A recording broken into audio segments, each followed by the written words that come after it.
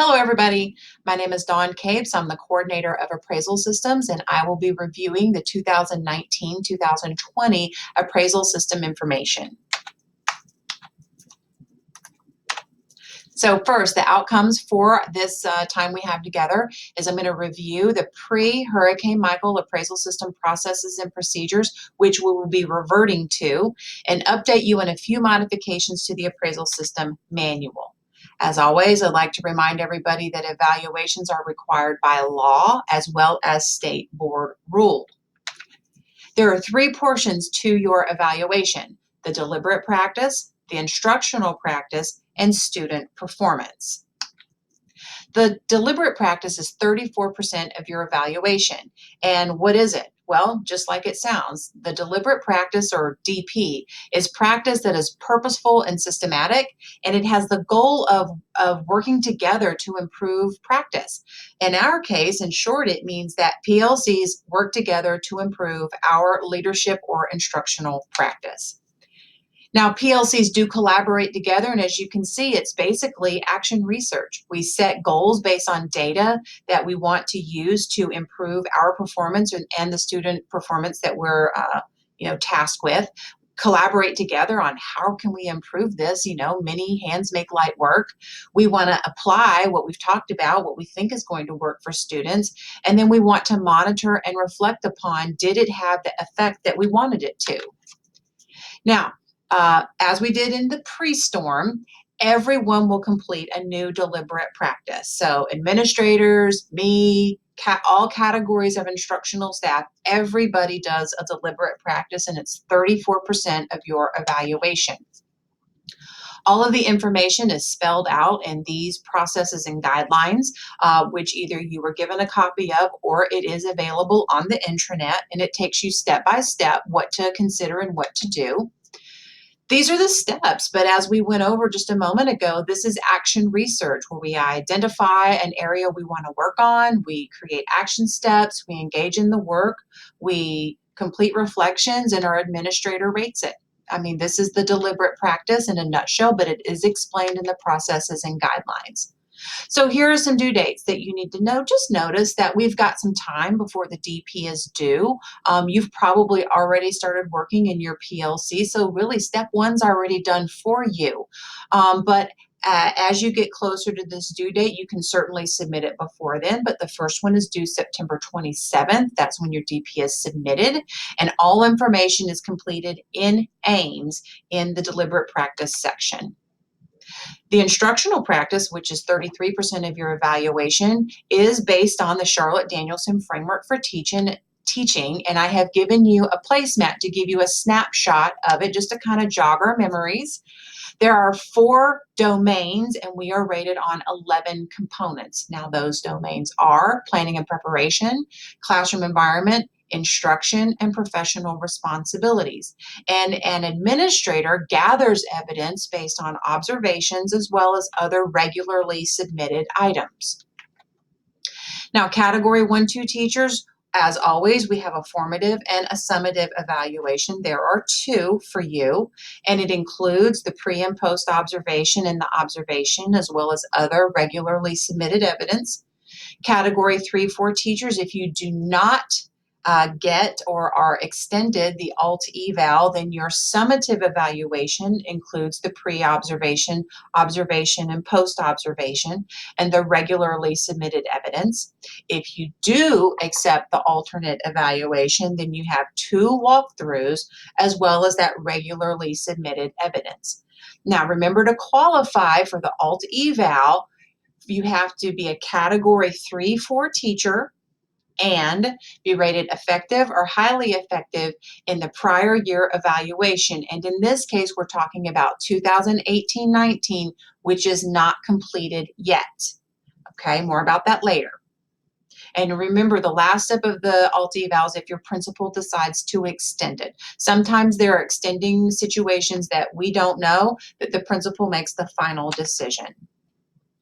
Now, Category 1-2 teachers contract requires training for you all in the evaluation system, and that will be done virtually. I will host it, and you must attend one session if you are new to Bay District schools. The dates are listed and a variety of times for you to log in.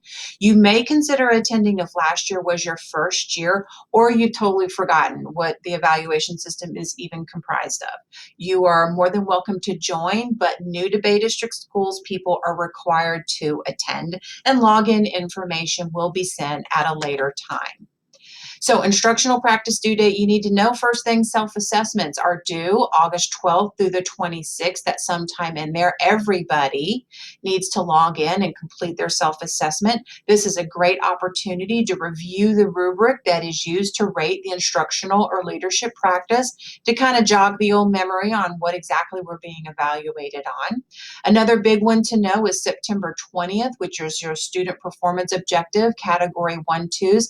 And I have given you two different versions of timelines, and everybody needs to work together. Instructional staff members with administrators, everybody needs to work together to make sure that the deadlines are met, so that we're all staying on the right side of the timeline.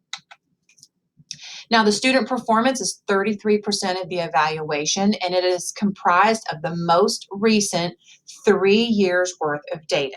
Okay, so for us right now, that's going to be 18, 19, 17, 18, 16, 17. That's the last 3 years of data. Now, I always like to make sure that I remind people that the student performance is the bucket.